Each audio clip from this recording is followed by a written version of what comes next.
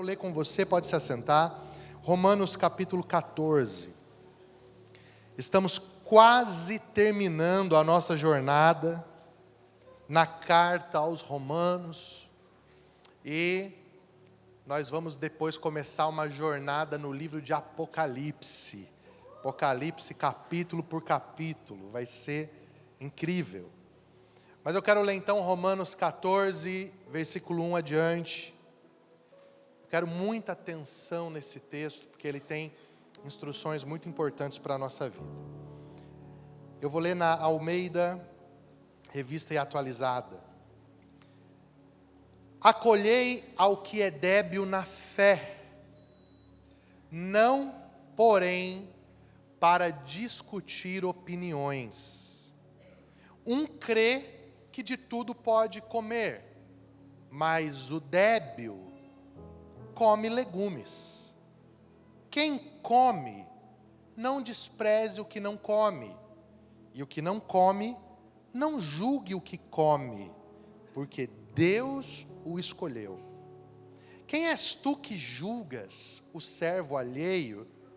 Para o seu próprio Senhor está em pé ou cai, mas está em pé porque o Senhor é poderoso para o suster.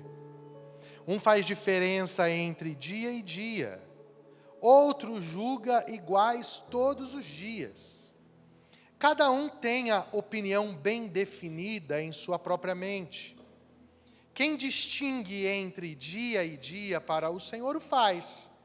E quem come, para o Senhor come, porque dá graças a Deus. E quem não come para o Senhor, não come, e dá graças a Deus. Porque nenhum de vós vive para si mesmo, nem morre para si. Porque se vivemos, para o Senhor vivemos. Se morremos, para o Senhor morremos. Quer pois vivamos ou morramos, somos do Senhor. Foi precisamente para esse fim que Cristo morreu e ressurgiu, para ser Senhor, tanto de mortos como de vivos. Tu, porém, que julgas teu irmão, e tu que desprezas o teu, pois todos compareceremos perante o tribunal de Deus. Como está escrito, por minha vida, diz o Senhor, diante de mim se dobrará todo o joelho, e toda língua dará louvores a Deus.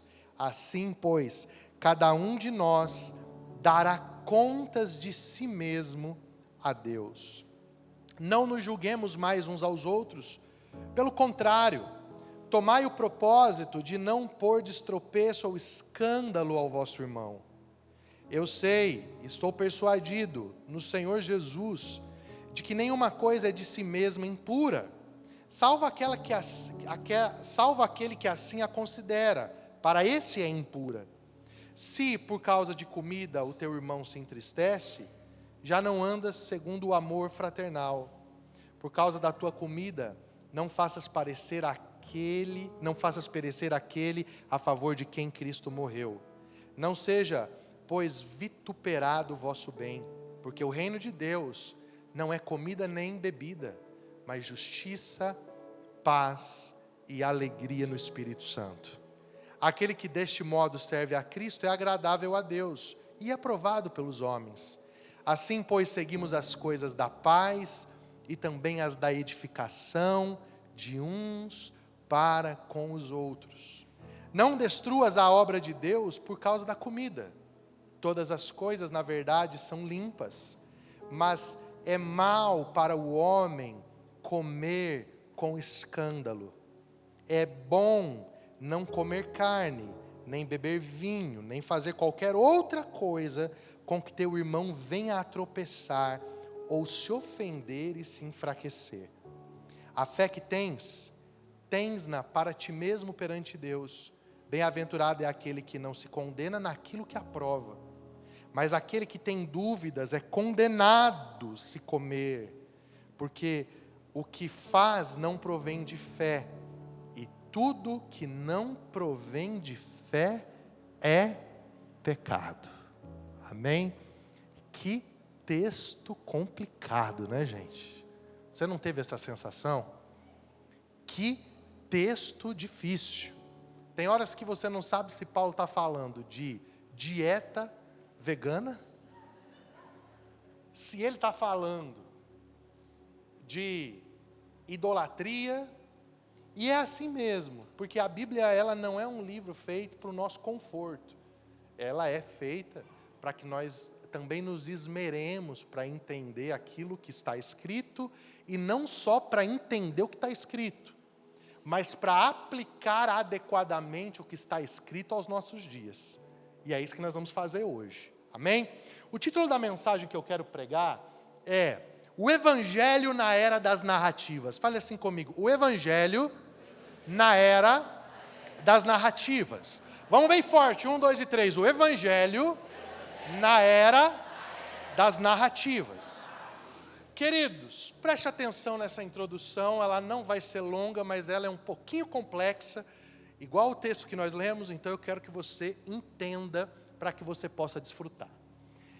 A época que nós vivemos, os dias que nós estamos protagonizando, eles são marcados por uma expressão que é pouquíssimo falada, deveria ser mais falada, mas ela é fundamental para a gente conseguir compreender a realidade. A palavra é essa, pós-verdade. Fale assim comigo, pós-verdade. Então, a época que nós vivemos, ela não é mais uma época onde ou na qual as pessoas estão em busca da verdade objetiva. As pessoas elas não estão mais procurando ou escolhendo ou definindo a sua vida com base naquilo que é verdade. As pessoas hoje, elas escolhem, tomam decisões, fazem as suas condutas baseadas nos seus sentimentos. Nós não somos mais uma sociedade que se submete a uma verdade objetiva, científica. A gente foi abandonando o método científico, a gente foi se tornando cada vez mais subjetivos, ou seja, o que eu penso, o que eu sinto, o que eu acho, é o que me guia, ok? E aí, nós que somos cristãos, nós temos um grande desafio. Por que nós temos um grande desafio? Porque para a teologia, para a Bíblia Sagrada, a verdade, ela é objetiva. Ela não é subjetiva, pessoal, relativa. Ela é objetiva. A verdade tem um nome.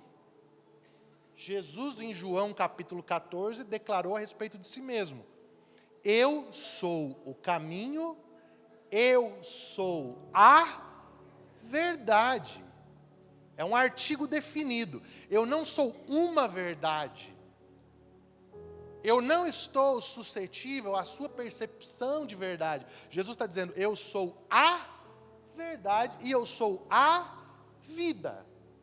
E o mesmo Jesus, quando vai falar das Escrituras, ele diz assim: vocês examinam as Escrituras, porque vocês cuidam que nelas vocês vão encontrar vida eterna, e são elas, as Escrituras, que testificam de mim. Então o que Jesus está dizendo?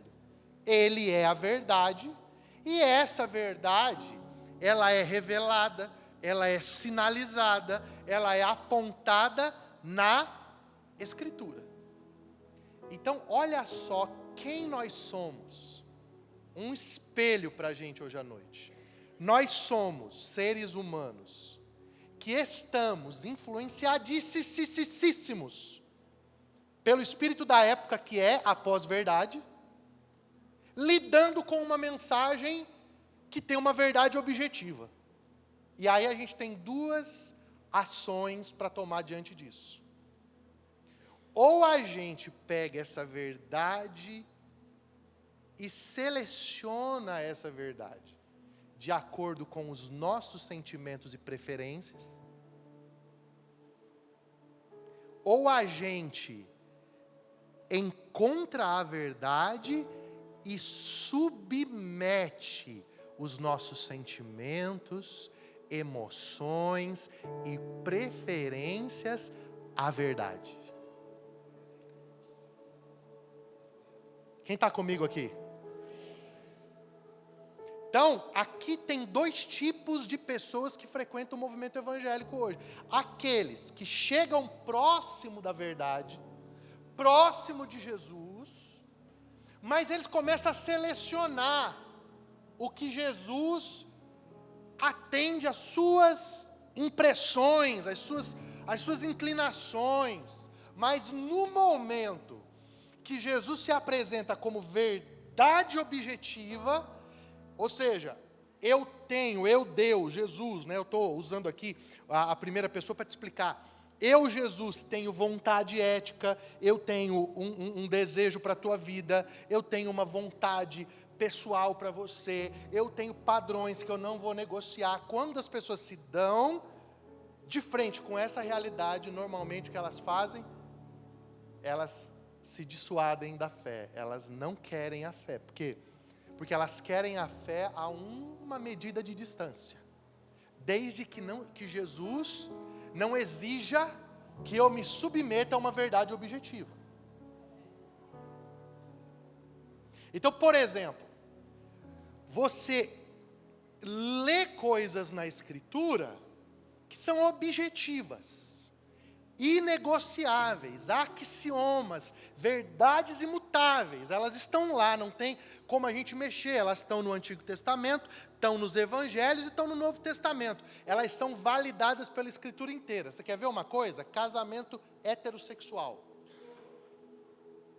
é um axioma, verdade imutável. Não tem como colocar isso em qualquer questionamento bíblico. Ok, gente? Estão comigo? Mas aí o que acontece? Como eu vou ler com a lente, ó o Alvin, né? E os esquilos aqui, ó. Quando eu vou ler com a lente dessa época, o que eu faço? Eu tento acomodar. Então eu digo, não, mas se Jesus é amor, acho que ele não vai se importar com isso aqui. Vai, porque ele não é só amor, ele é a verdade. E ele expressou a sua vontade para a criação. Quem está comigo? Amém, gente? Eu fico preocupado não que eu estou subestimando o entendimento de vocês, pelo amor de Deus, não é isso. Mas assim, eu quero que a melhor forma possível você consiga compreender. Eu que tenho que ajustar o que eu estou falando aqui, não é você que tem a obrigação de saber tudo isso. Tá? Então, olha só. Aí, quando eu não quero a verdade objetiva, eu começo a viver no âmbito da pós-verdade, ou seja, o que importa são os meus sentimentos, são as minhas preferências, são as minhas inclinações, para justificar a minha vida, ou o padrão de um grupo que eu faço parte, nós criamos uma narrativa. É por isso que hoje nós vivemos, o que você vê acontecer na internet, tem a ver com o quê? Com narrativa. A gente não está preocupado com o objeto da coisa. A gente está preocupado com as narrativas. E aí os grupos, eles entram em choques do quê? De narrativa. E quem mentir melhor, vence. Porque o povo não está preocupado com a verdade, o povo está preocupado com o sentimento.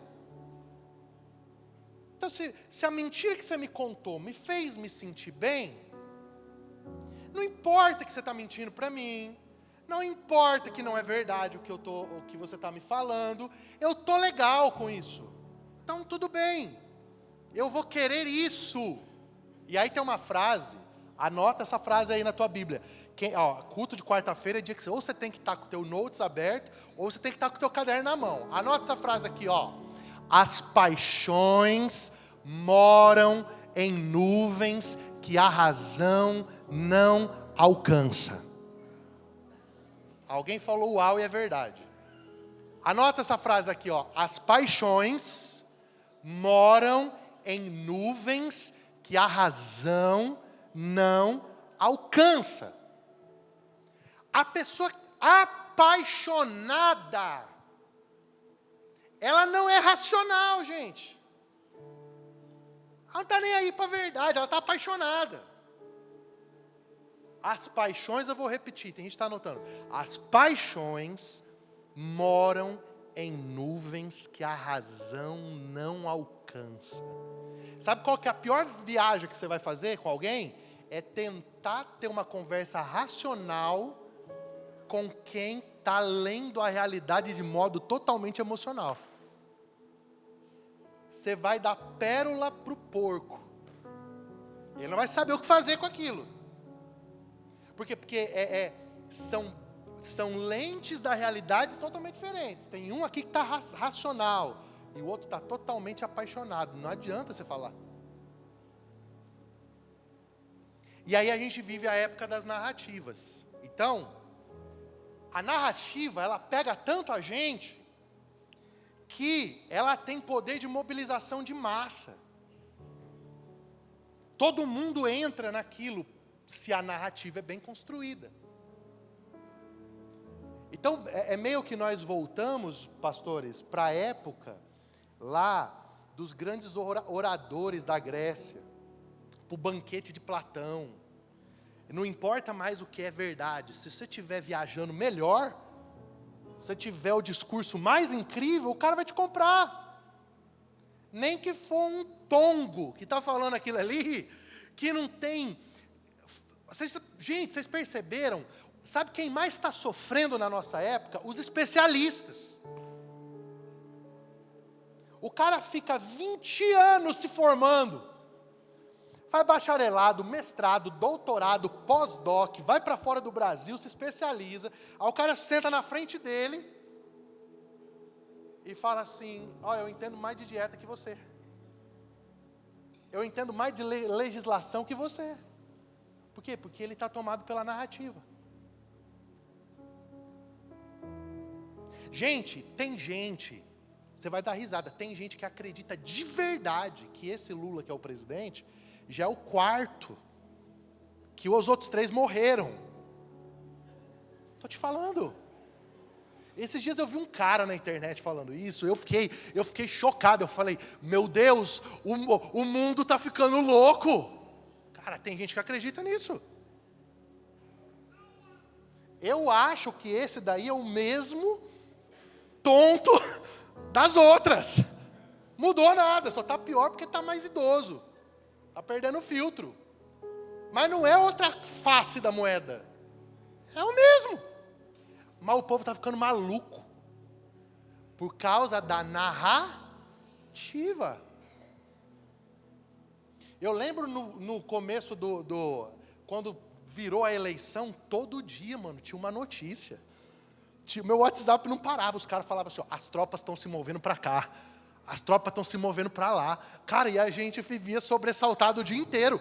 O que era aquilo? Uma narrativa. Vocês estão comigo aqui, gente? Era uma narrativa. E aí o que está acontecendo? Nós estamos separando famílias por causa da narrativa. A gente está dividindo igrejas por causa da narrativa. A gente para de se falar por causa da narrativa. A gente perde a comunhão com as pessoas por causa da narrativa de coisas que não têm uma verdade objetiva. Vocês estão comigo aqui? Agora, qual que é o nosso desafio hoje à noite? É que a igreja não é o lugar das narrativas. A igreja é o lugar do evangelho. E o evangelho não é uma narrativa. O evangelho é a boa notícia de Jesus Cristo.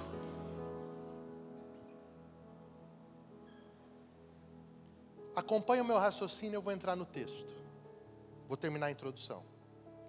Pós-verdade, rejeição pela verdade objetiva, decisões tomadas nas emoções e nos afetos, abraço apaixonado das narrativas, caímos onde?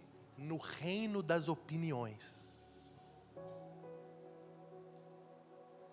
Nunca antes na história do mundo as pessoas foram tão empoderadas nas suas opiniões. E eu vou dizer para você, tente hoje dar uma opinião contrária a alguém para você ver para onde a conversa vai. Fala para quem está do teu lado assim, mexe com a pessoa e fala assim, ó, fica calma, é só uma opinião. Só uma opinião. Vai mudar alguma coisa na sua vida, minha opinião, meu querido? É só um ponto de vista diferente. Não precisa me matar, não precisa me esfaquear, não precisa dar um tiro na minha cara, não precisa me cancelar.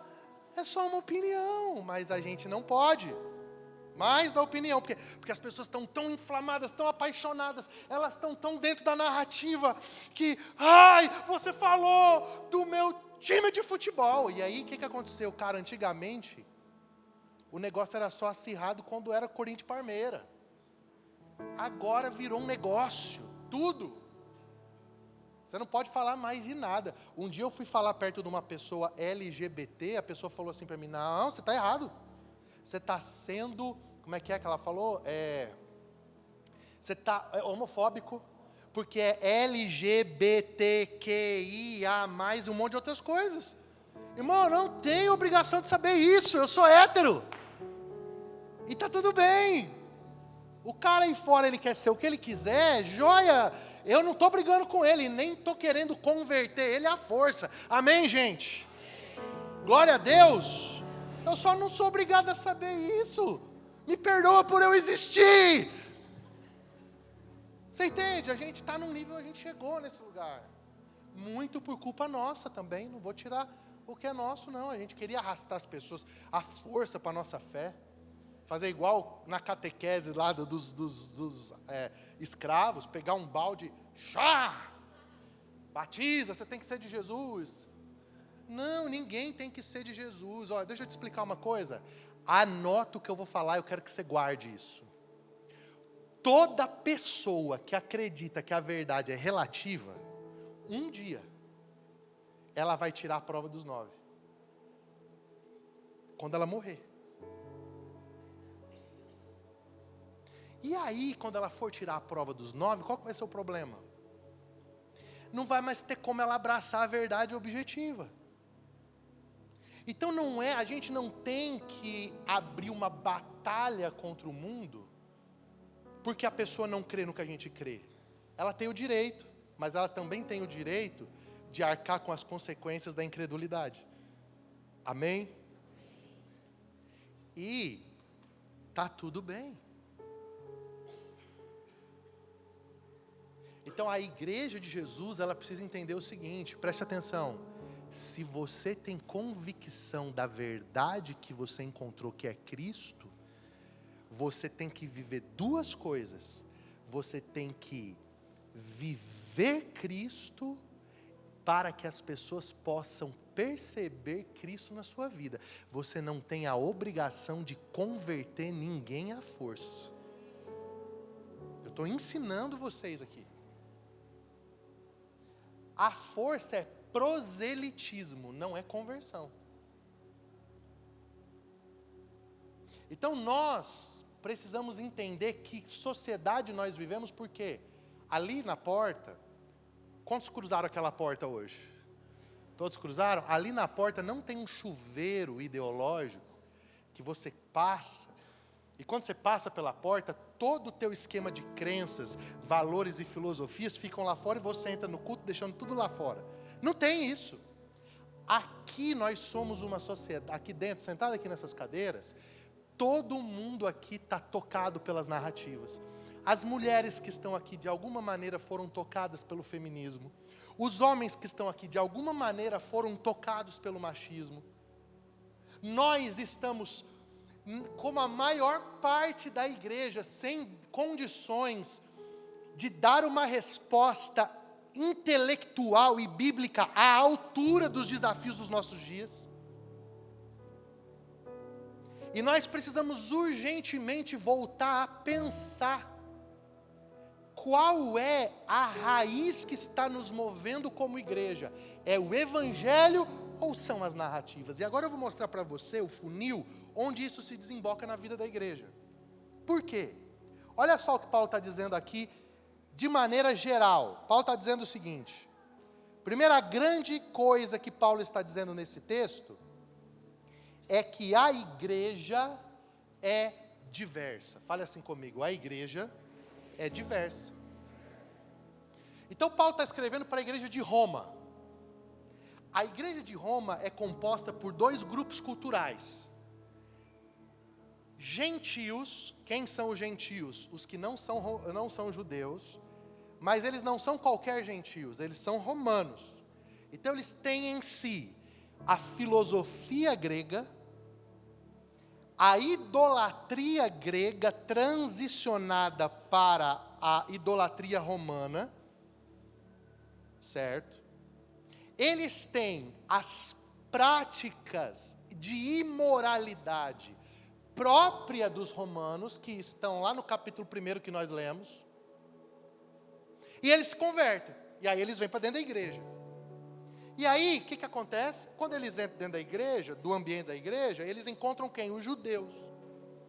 E os judeus já é outra coisa. Os judeus não têm a idolatria, mas têm o legalismo. Eles estão aprendendo a crer em Jesus. Eles não sabem crer em Jesus direito ainda. Os judeus, eles trazem todo um esquema de religiosidade encalacrado dentro deles. E aí o que acontece? Cai todo mundo dentro da igreja, e o Paulo é o pastor. E aí o judeu olha para o romano, e o judeu fala assim: não, cara, pelo amor de Deus, você não pode comer carne de porco. Por quê? Porque o porco é imundo. Fala, imundo só se for na tua cidade. Aqui, meu amigo, aqui um toicinho bem cortadinho numa feijoada é top. E o judeu está desviado, porque o romano está comendo carne. E mais, não é qualquer carne. É a carne sacrificada lá para o ídolo romano. Porque o romano pega a carne, aprendeu lá com os apóstolos que tinha que orar e dar graça. Então ele pegou a carne e disse: Deus, obrigado, porque o Senhor me deu o pão de cada dia. O judeu está aqui, ó. Eu não acredito. Você vai comer isso aí? O demônio vai te pegar. E o outro está falando: mas gente, vocês não viram o apóstolo falar que é só levantar e dar graça e está santificado? E aí a treta começa. E o que o Paulo faz? Manda a carta. Presta atenção, irmãos. A carta é a verdade objetiva que termina com o reino das opiniões. A carta é a autoridade apostólica chegando na vida daquela igreja. E aí Paulo diz: gente, é o seguinte, vocês têm que entender, a igreja é diversa. E se o que ele está fazendo não afronta diretamente o evangelho que vocês ouviram de mim, você que é ainda novo na fé, você não vai ficar perturbando o cara que já é desenvolvido na fé. E o que é desenvolvido na fé não vai ficar oprimindo você. Afinal de contas, vocês precisam ser irmãos. Amém? Vamos dar os dedinhos? Por quê? Porque eles estão debatendo a realidade com as suas opiniões. Agora, gente, vamos transportar, vamos sair 2000 anos atrás, vamos parar em 2025. Aqui, ninguém está debatendo se tem que ir lá no Mufato, no Açaí, no Atacadão, pegar a carne e perguntar para o cara: viu, essa carne aqui foi sacrificada para quem? Você faz isso? Você faz isso? Eu só pergunto, não é se foi sacrificada para quem, é de que frigorífico é. Essa é a minha pergunta. Presta atenção. E o preço, né? É porque a picanha tá difícil de chegar bem assim, tranquila. Aí, gente, olha aqui. A gente não está debatendo sobre a carne, mas a gente está debatendo, por exemplo, sobre política. Sim ou não? E a gente não consegue mais ser uma igreja unida Por quê?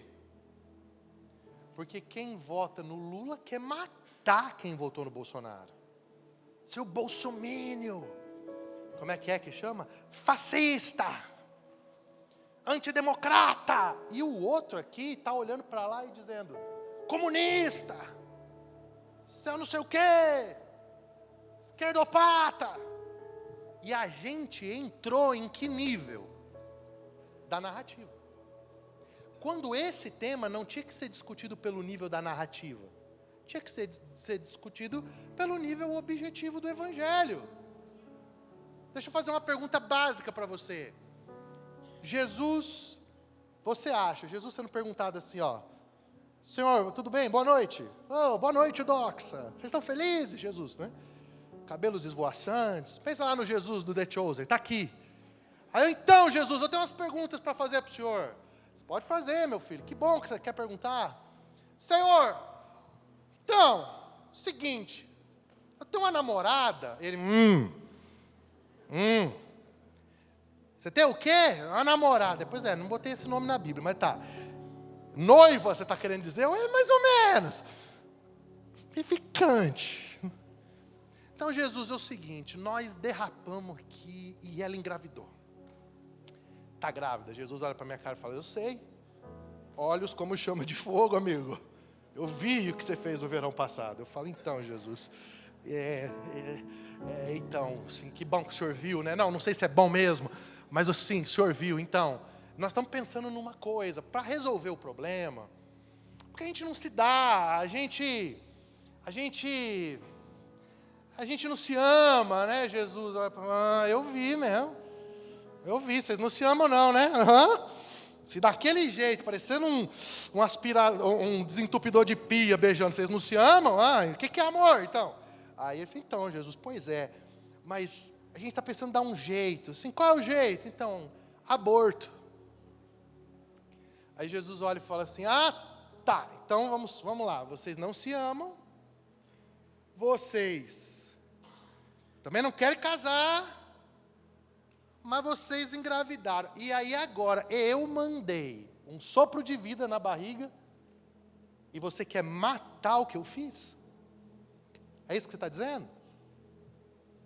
Aí o cara do lado de cá vai dizer assim, não, Senhor, não é bem assim, é porque o feto não é extensão, o feto é uma extensão do corpo da mulher, a mulher tem direito sobre o feto. Aí Jesus olha e fala assim, peraí, cara, você está viajando? Você está querendo me converter a tua narrativa, ou você quer a minha opinião? Não, Jesus, então vai, me dá a tua opinião. Mas, cara, eu não vou te dar a minha opinião, eu vou te dar um mandamento, não matarás. Vamos fazer o seguinte, então, eu deixo você matar a criança. Como? Deixa nascer, você fica com ela 10 dias nos braços, depois você pega uma faca e mata. Fala, ai Jesus, o senhor é dramático, não esqueceu o negócio do Abraão e do Isaac ainda, né? Cara, o critério que eu vou usar para votar é simples, porque eu sou de Jesus. Eu só vou perguntar para o candidato, o que você pensa sobre o aborto? Eu vou olhar para o histórico dele. É pró-aborto? Não voto. Mas tirou meu pai da pobreza, então quem é mais importante, teu pai ou o princípio bíblico que rege a tua vida? Ponto. Esse deveria ser o critério. Mas aí o cara aqui, ele está tão apaixonado na narrativa, que ele não consegue. E para o outro lado a mesma coisa. O critério tem que ser objetivo. Por quê?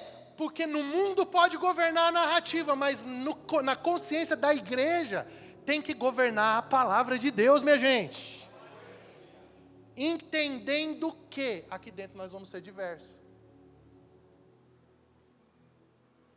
Um vai gostar de verde, outro de amarelo. Um vai gostar do Corinthians, outro vai gostar do Palmeiras, né, Yoshio? Não tinha te visto ainda depois do jogo. Deus te abençoe, tá? Te amo. Sabe? Mas o que nós estamos vivendo? O contrário. O cara vem, ouve, senta num culto aqui, ele ouve uma coisa da minha boca que ele não gostou, sabe o que ele faz? O que ele faz? Não volta mais. E por que ele não volta? Porque ele se aproximou da verdade objetiva e disse: não está de acordo com a minha paixão. Não atende a minha narrativa. Pensei que todo vestidinho de preto assim ia ser mais light. É mesmo, é sério que é assim? Pois é. Então não sou eu também estou na tua. Porque tem coisas que para eu me submeter, eu tenho que matar minha carne, o meu ego, eu tenho que renunciar às minhas paixões. Mas é porque é tudo sobre Jesus, não é sobre a gente.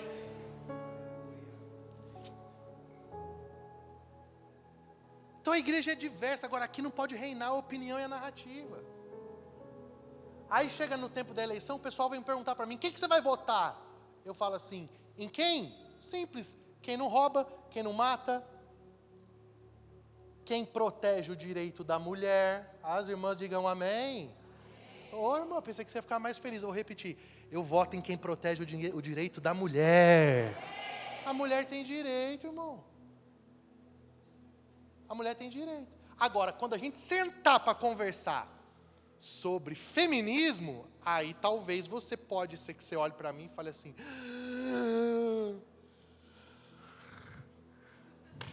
não era o que eu pensava. Mas por quê? Porque uma coisa é você ter direito, outra coisa é você deixar a verdade objetiva a respeito da feminilidade bíblica e adotar a narrativa da Simone de Beauvoir. Arrancar o sutiã, deixar o pelo crescer debaixo do braço e dizer: eu não preciso de homem. Não dá. Porque é essa verdade objetiva do Evangelho. Sabe o que ela faz, irmãos? Irmã, mulher que está aqui, eu vou dar uma chance de dar um glória a Deus. Você vai sair daqui muito mais apaixonada por Jesus agora. Jesus fez pelas mulheres aquilo que ninguém fez. Quando a mulher foi apanhada no ato do adultério, ele olhou e falou assim: só tem a mulher aqui, cadê o homem? Cadê? Isso aqui está errado, onde estão os teus acusadores? Nenhum te condenou? Vai, não peques mais. Ele restaurou a dignidade, ele trouxe mulheres para a sua equipe, ele empoderou a mulher, mas ele não tirou a mulher do lugar que ela recebeu na criação. Quem tirou foi o diabo. E é por isso que você anda tão cansada como você anda, sobrecarregada. Mas eu proclamo que assim como a mulher samaritana bebeu da água da vida, Jesus tem água para você, no meio dessa sociedade de narrativas. Então a igreja não é o lugar das opiniões, ela é o lugar do Evangelho. E ela é diversa. Ela é diversa. E aí, queridos, a gente vai entrar na segunda coisa importante. Qual é? Como que eu devo entender a diversidade da igreja? Então, preste atenção. Em uma igreja como a nossa, sempre vão ter 3 tipos de pessoas. 3 tipos de pessoas, sempre. Eu vou falar, você vai repetir, e eu vou usar a metáfora do tabernáculo. Ok? Quer ver uma coisa rapidinho? Pega 3 cadeiras e coloca aqui que vai ficar mais fácil para o pessoal entender. Rapidinho, puxa 3 cadeiras aqui, ó. Vem cá, Yuri, você. Vem cá, Juliano, você aqui. Vem cá, pastor Claudivan, você está bem encostadinho aí, mas senta na última lá. O Yuri aqui na ponta. Todo mundo comigo aqui? Fale bem alto comigo assim, ó. Átrio, lugar santo, santo dos santos. Terra. Vamos de novo. De novo, escolinha. Átrio, lugar santo, santo dos santos. A última vez. Átrio, lugar santo, santo dos santos. Eu vou traduzir isso para a linguagem do apóstolo Paulo. Preste atenção, gente. Homem natural, homem carnal, homem espiritual. Vamos de novo? Diga: natural, carnal, espiritual. Aqui a gente tem que entender o seguinte: esse homem aqui, ele não conhece Jesus. Ele não sabe nada de Jesus. Esse aqui conheceu Jesus, mas ele ainda é governado pela mentalidade que ele tinha aqui. Então, os amores, os desejos, as buscas, os apetites ainda estão muito mais ligados. Coloca a mão aqui, ó, no ombro. Estão muito mais ligados aqui do que aqui. E esse, ele já saiu daqui, ele passou por aqui, porque todo homem espiritual, primeiro, ele foi um homem carnal, uma mulher carnal. E agora ele está muito mais ligado à mente de Cristo do que a mente de Adão, que é esse homem que ainda é governado pelos seus apetites. Então preste atenção aqui. Esse aqui, na linguagem de Paulo, no texto que nós lemos, ele é o débil, ele é o frágil, ele é o fraco. Esse aqui, ele é um intermediário, ele não tem mais as fragilidades desse, só que não tem a maturidade daquele. E esse é o que Paulo diz lá em 1 Coríntios capítulo 2, que o homem espiritual discerne todas as coisas e por ninguém é discernido. Por quê? Porque esse, quando ele chega nesse lugar, ele consegue ter uma leitura da realidade a partir do Evangelho, mas esses dois grupos têm dificuldade de entendê-lo. Por quê? Porque eles ainda não chegaram na forma de pensamento que esse aqui tem. Está claro isso para vocês, gente? Esses três tipos estão vivendo no nosso meio. O átrio, o lugar santo, o santo dos santos. Qual que é o problema? É que muitas vezes, esse pessoal aqui não consegue aceitar o processo desse. Se esquece que já foi assim. E esse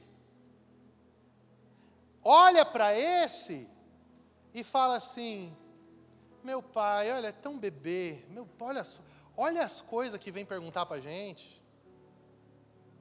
Esse aqui, normalmente, gente, eu estou ensinando vocês, tá? Esse aqui, normalmente, o tipo de pergunta dele é: pode ou não pode? O sonho dele dentro de uma igreja é uma cartilha. Ele quer uma regra. Pastor, eu posso assistir série na Netflix? Pastor, eu posso ir na festa junina? Pastor, eu posso celebrar o Natal? Pastor, eu posso assistir o jogo do Palmeiras? Não pode, porque não tem mundial. Pastor, eu posso isso, eu posso aquilo outro. Então, ei, presta atenção, gente. Esse aqui está no pode ou não pode. Sim ou não? Esse aqui não está no pode ou não pode. Esse aqui é eu quero ou não quero. Presta atenção. Quero ou não quero? Porque ele já sabe o que ele pode e não pode. Enquanto esse aqui está batalhando para cumprir regra, esse aqui está batalhando para não seguir o seu próprio coração. Então a vida desse aqui, irmão, a oração desse daqui é: Deus, me arruma um discipulador, me arruma alguém que me ensina, porque Deus, eu não sei isso aqui é lindo, gente. Quer saber se uma igreja está de fato crescendo? Isso aqui tem que estar cheio deles aqui. Que aí nós estamos alcançando a cidade, não as outras igrejas, amém? Esse aqui, a oração dele é: Deus, tira esses desejos de mim, eu já sei que eu não posso, me ajuda. Eu não quero mais ver pornografia, eu não quero mais isso, eu não quero mais jogar o tigrinho. Eu já sei, Deus, que essas bets vão acabar com o meu dinheiro. Ajuda-me, eu não quero mais ser carnal. Essa aqui é a oração desse aqui.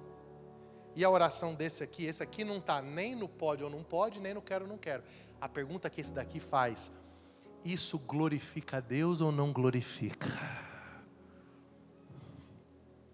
Isso alegra o coração de Deus ou não? Isso tem a ver com a minha missão ou não?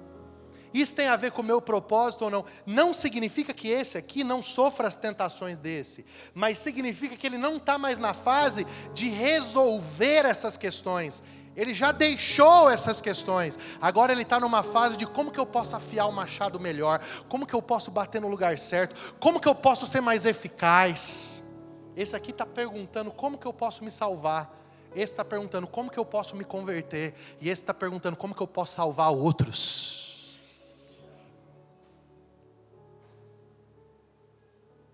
Então, se nós não entendermos que na igreja, é isso que Paulo está ensinando aqui. Paulo está ensinando que na igreja, a gente sempre vai ter esse tipo de tensão. Então muitas vezes as pessoas chegam para mim e falam assim: pastor, pelo amor de Deus, essa igreja aqui está parecendo um mundo. Eu digo, por quê? Tem que parecer um mundo, porque nós não somos ET, né? Então que bom que estamos parecendo com o mundo, né? Não, porque fulano de tal estava na balada na sexta, no sábado, lá na lobby, e agora está aqui no culto. Eu falo, claro, irmão, a nossa igreja tem átrio. Você está entendendo? Entendeu? O átrio é exatamente esse lugar. Agora, você tem que estar preocupado se alguém do lugar santo aqui, ó, estiver na balada. Aí você tem que me avisar. Vai ser uma delícia essa conversa. Agora, pior ainda vai ser se alguém...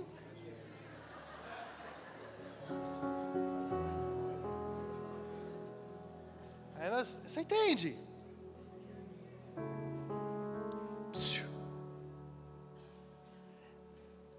É previsível que uma criança faça cocô na fralda. Um adulto fazer cocô na fralda só se tiver doente. E estou com muito amor. Amor demais, gente. Eu estou amando tanto vocês hoje, vocês não têm ideia. Eu estou apaixonado por vocês. Que problema de desenvolvimento você está tendo? Você está com algum atraso? Que nós vamos ter que avaliar você, chamar os médicos aqui da igreja. 4 anos de idade não fala ainda, né? E aí, por exemplo, o escritor aos Hebreus, ele fala isso, lá no capítulo 5, ele chega e fala assim, ó: pelo tempo, vocês já deveriam ser mestres.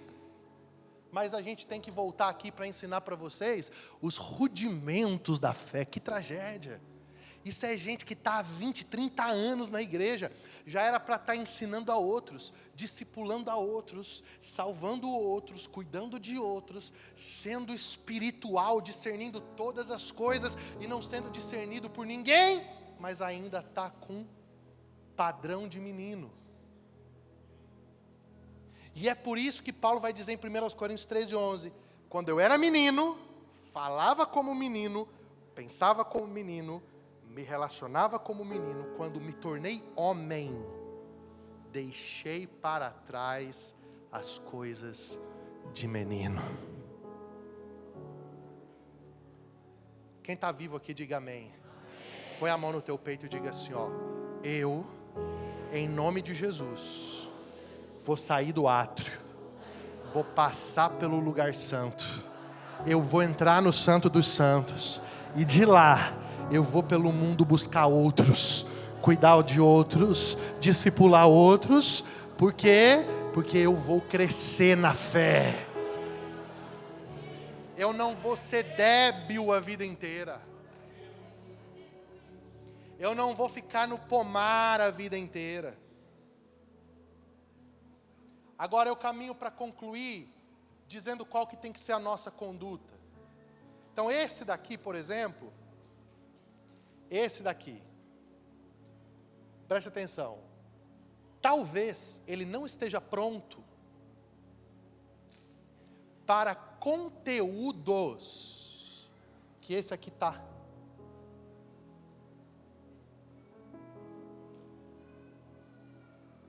Então eu tenho conversas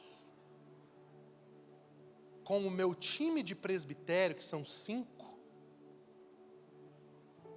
que eu nunca tenho com o cara do átrio. Por quê?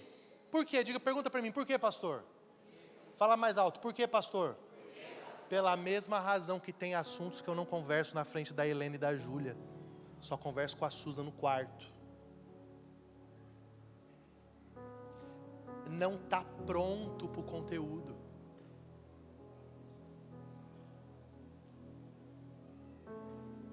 Você quer ver um assunto? Dinheiro. Esses dias eu vi um vídeo do pastor Josué Valandro, da Batista Atitude, um dos caras mais sérios que tem na igreja evangélica brasileira. Aí o Josué Valandro está comprando um terreno para a igreja. Aí o que ele fez? Ele reuniu a igreja dele, colocou na tela como um bom batista, e nós aprendemos isso, bem aprendido, colocou na tela os valores, e começou a conversar com a igreja. Dizendo assim para a igreja, olha, irmãos, nosso terreno vai custar tanto, e para a gente fazer essa aquisição, nós vamos precisar de tantas cotas, de tantos reais, que então cada família pode se organizar para durante o ano, fazer uma oferta assim, assim, assim e assim. Aí eu entrei nos comentários para ver. Galera da igreja brasileira, rebentando o pastor. Aí, mercenário, ao invés de fazer casa para o pobre. Irmãos, você não tem noção de quantas casas aquele cara já fez para pobre. Só que naquele momento, ele estava com a igreja dele, fazendo um movimento de ampliação. Quem é que meteu a boca? O homem natural, o cara não entende nada. Ele nem sabe o que igreja faz, que igreja dá comida, que igreja dá bebida, que igreja faz missão, que igreja cuida de criança. Ele não sabe nada disso. Então, às vezes, tem conteúdos que são de difícil compreensão para quem não discerne a nossa fé. Hein, gente? Sim ou não? Então a gente tem que entender. Tem coisa que não vai falar na frente do insensato. Ah, então tem clubinho. Não é clubinho, é zelo. Fala comigo assim, zelo. Eu vejo que, gente, antigamente, a gente era tão zeloso com isso que beirava a hipocrisia. Hoje nós estamos entrando num lugar de perda de temor, que a gente não quer mais nem saber o que o outro acha. A gente vai lá e prega na internet toda a nossa vida, e ainda bota um versículo embaixo. E às vezes a gente está desestabilizando a fé de um pequenino. Tem viagens que eu faço que eu não posto. Tem coisas que eu como que eu não posto. Sabia disso? Fala para quem está perto de você assim, não poste tudo. Amém. Com o amor de Deus, o nosso Pai, acabou a mensagem. Era só isso, gente. Eu fiz tudo isso só para brincadeira. Não poste tudo. É ou não é, pastor? Porque o pequenino não entende. Às vezes, o cara tá lá, sabe, começando a conhecer a fé e você desestabiliza o cara, a moça. Pastor do céu, meu Deus, então a vida da gente, esse negócio de ser crente é duro, né? É duro, irmão. E outra coisa, é negócio de amor. Amor por gente que muitas vezes nem ama a gente. E eu vou te falar, nem vai devolver o amor na mesma medida, sabia? Às vezes você vai dar amor, de repente a pessoa... Aí você fala, meu Deus, eu dei tanto amor e estou todo arranhado. Pois é, você é discípulo de Jesus, ele também foi arranhado por uma coroa de espinhos. E é isso o nosso chamado. Às vezes eu vou abrir mão de determinadas coisas para não pôr uma pedra de escândalo no coração de alguém. Aleluia. Então, os diferentes nós vamos precisar cuidar bem. Paulo disse assim, os religiosos se infiltraram, eu acho esse texto fortíssimo, secretamente para ver a liberdade que eu e Timóteo tínhamos no Senhor. Sabe o que Paulo está dizendo? Tinha coisas que eu fazia só junto com Timóteo, eu conversava só com Timóteo, e esses demônios entraram lá para descobrir o que a gente fazia e colocar a gente nu na rua, expor as nossas intimidades. É verdade. Deixa eu te fazer uma pergunta. Você tem coragem, você vai dar risada nisso agora e eu vou terminar com isso aqui, eu prometo.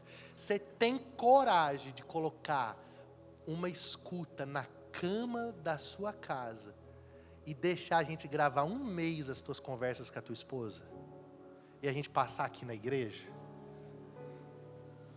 Não as outras coisas, nós não queremos não. Só as conversas. Sabe aquela hora que você põe a cabeça no travesseiro e você fala assim, amor, e vem o desabafo, sabe aquela hora? É ou não é? São coisas impublicáveis, gente. Impublicável. É coisa que você falou para a pessoa que você tem uma aliança, maior intimidade. Assim é na igreja, deixa eu te dizer, nem todo mundo vai ouvir você para te curar, algumas pessoas vão ouvir você para te expor. Então tenha cuidado. Tenha cuidado, por quê? Porque nós precisamos amar os pequeninos. Se nós não amarmos os pequeninos, eles não vão voltar para cá. E a nossa casa vai ficar triste. Nossos batismos vão ficar vazios. Nós não vamos poder celebrar os novos nascimentos. Então nós temos que ter zelo. Tem conteúdo que é para liderança. Esses dias atrás eu fiz uma reunião com a liderança aqui. Foi ou não foi, Gabi? O negócio foi pegado. Eu vim aqui, arranquei a cinta e tô bravo. Mas é conteúdo para liderança. O líder está com o bonezinho de líder. Não é, pastor Flávio?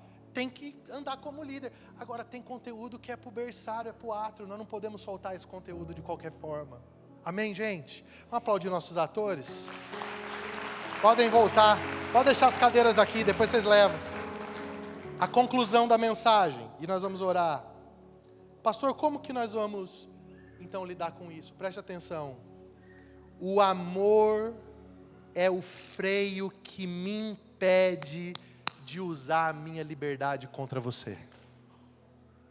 O amor é o freio que me impede de usar a minha liberdade contra você. Eu vou terminar, preste atenção, eu vou terminar fazendo uma declaração pública que eu nunca fiz. E eu só vou fazer porque não está na época da eleição. Toda eleição, as pessoas chegam para mim e falam assim, você vai apoiar quem? Eu já disse isso aqui hoje. Veja bem, escute, preste atenção. Eu acredito com todas as minhas forças que o governo dos meus sonhos, o legislador dos meus sonhos, ele estaria comprometido com algumas coisas, preste atenção, com algumas coisas. Ele estaria comprometido com uma sociedade moralmente saudável. Guarda o que esse jovem pastor está falando para você. Nós já estamos sentindo agora. Daqui 20 anos, nós vamos sentir o impacto da remoção do tapete da moral cristã do nosso Brasil. Minha mãe está sentada ali atrás. Dá um tchauzinho aí, mãe. Eu só sou o homem que sou hoje e não lido com coisas tenebrosas, porque a moral cristã que eu vi na vida do meu pai e da minha mãe e aprendi na igreja me livrou. Eu nunca pus uma cocaína no meu nariz, nunca pus uma maconha na minha boca, nunca fui para um bordel. Por quê? Porque a moral cristã me livrou. Você vai ver uma geração sem moral cristã. Então, o governante dos meus sonhos seria alguém que teria uma moral cristã, mas que, respeitaria o contraditório. Por quê? Porque um governante não governa para um grupo, ele governa um país. Claro? 2, governante dos meus sonhos seria alguém incorruptível. 3, governante dos meus sonhos não seria um capitalista selvagem. Por quê? Porque quando eu leio o Evangelho, na ética dos profetas tem lugar para o pobre, para a viúva e para o necessitado. Então, o governante dos meus sonhos seria alguém que iria apoiar o empresariado. Gente, é impossível empreender nesse país questão de imposto, ninguém aguenta. Iria empurrar o empresariado, mas iria dizer assim: nós vamos crescer, mas não vamos abandonar a progressão das classes mais sofridas, não vamos deixar de servir a sociedade, não vamos abolir as coisas que tocam. Esse seria o governante dos meus sonhos. Você percebe que no governante do meu sonho tem pautas que estão no âmbito da direita e pautas que estão no âmbito da esquerda? Sim ou não? Qual que é o problema dos nossos dias? Olha para mim. Basicamente ninguém tem pauta, é tudo narrativa. E aí o que nós precisamos fazer? Se levantar como igreja. Aqui dentro tem moral cristã. Aqui dentro tem cuidado com o pobre. Aqui dentro tem moral e tem trabalho que dá valor para a mulher. A gente precisa olhar para os nossos políticos assim. Eu, Tiago, olha para mim, Tiago, nunca votei em ninguém que não tivesse em harmonia com os meus valores cristãos. Porque eu não consigo. Como que eu vou votar em alguém que é pró-aborto? Como que eu vou votar em alguém que é flagrantemente a favor da destruição da democracia? Eu não consigo, mas eu não tenho ídolo. E essa é a minha recomendação para você. Ei, vamos baixar a paixão e vamos em busca da verdade. Amém, gente? Preste atenção, vamos cuidar, porque eu passei 2 eleições incólume, pastores. 2018, o pau estava quebrando. Eu tive ovelhas dentro da igreja que olharam nos meus olhos e falaram assim: ó, eu não voto na direita. Eu digo: então tá bom, mas continua sendo crente? Ama Jesus? Então fica aí, cara. Não toquei ninguém da igreja. Você acha que eu devia ter tocado? Não. Mas tem cara que chegou para mim e falou: você tem que tocar os petistas da igreja, porque esse povo não é de Deus. Então, se esse povo não é de Deus, o lugar deles é sentado no banco da igreja para eles ouvirem a palavra de Deus. Porque eu também não era de Deus, eu ouvi a palavra de Deus. Passei 2 eleições incólume, não parei um culto para político nenhum subir na plataforma. Não cantei mito para ninguém. E nem vou cantar. Por quê? Porque são todos homens a serviço do Estado. O meu governante dos sonhos se chama Jesus. Eu estou esperando ele voltar. Assim nós devemos tratar quem pensa diferente da gente. Eu estou usando o exemplo da política, que é o pior que nós temos hoje. Então, se o pastor Léo está aqui e gosta de uma roupa mais estilo, mais moderno, com uma jaqueta fechada até aqui em cima. O pastor Claudivan, ele está com uma roupa estilo muito própria da sua da sua verdade objetiva, fazendeiro, todo de bota, uma meia até a canela, uma roupa que tinha de um couro de um coala que ele caçou lá nas montanhas da China. Ele matou o coala, extraiu a pele. Quem fez a extração foram homens que nunca viram a luz do sol, porque estavam nos mosteiros e fizeram essa jaqueta. O pastor Aguinaldo está parecendo um americano, lá da universidade e tal. E eu estou parecendo um assembleiano com a cara do Alvin e os esquilos. Fala para quem está do teu lado, tá tudo bem. Tá tudo bem. O dia que me der vontade de vir de tênis Vans, calça rasgada e camiseta preta, eu vou vir e fala assim, ó, tá tudo bem. E o dia que eu quiser vir igual o pastor Juliano, imitando o Clark Kent, ou o filho do pastor Claudivan mais novo, tá entendendo? Também tá tudo bem. O que eu não posso vir é de sunga. O que eu não posso, claro, Deus me livre, né? O que você não pode vir aqui é de biquíni. Não é adequado. Se o comer carne escandaliza o teu irmão, não come na frente dele. Ame. Vamos terminar essa noite dizendo assim, ó, tá tudo bem. Tá tudo bem. A gente só tem uma opinião. Agora, no que diz respeito ao evangelho, aí a gente não vai abrir. Aí, se for preciso, a gente vai perder a cabeça na guilhotina. Se for preciso, a gente vai enfrentar rei, imperador, quem seja, pelo evangelho. Agora, pela narrativa e pela opinião, não. Nós somos um corpo. Nós somos irmãos. Amém? Vamos ficar em pé? Vamos orar?